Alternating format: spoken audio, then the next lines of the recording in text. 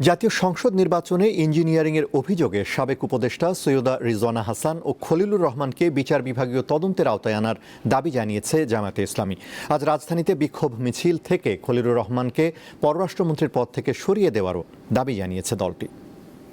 আমার এবং আপনার কাজ হবে তাদের রাজনীতির যেটুকুন অংশ নারীবাদের, নারীর ক্ষমতায়নের, নারীর সমান অংশগ্রহণের বিরুদ্ধে সেইটুকুন নিয়ে কাজ করা। কখনো যেন এই জাতীয় শক্তি মেইন স্ট্রিম না হতে পারে, আমরা সেই কাজটা করতে পেরেছি। তাদেরকে আমরা মেইন স্ট্রিম হতে দেই নাই। বেসরকারি একটি গণমাধ্যমে দেওয়া এই বক্তব্যের পর সাবেক উপদেষ্টা সৈয়দা রিজওয়ানা হাসানকে নিয়ে বিতর্কের সৃষ্টি হয়।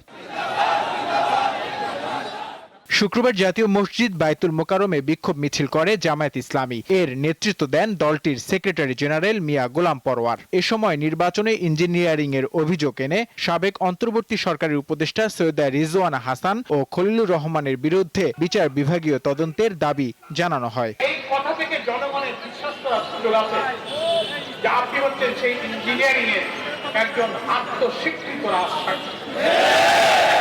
নিয়মতান্ত্রিক ভাবে আমরা এটা জুডিশিয়াল বিচার বিভাগীয় তদন্ত দাবি করছি। বিরোধী দলে থাকলেও তাদেরকে আমরা মেইন স্ট্রিমে আসতে দেয়নি, এই কথার অর্থ কি? আমাদের সুশীলদের কাছে ব্যাখ্যা চাই।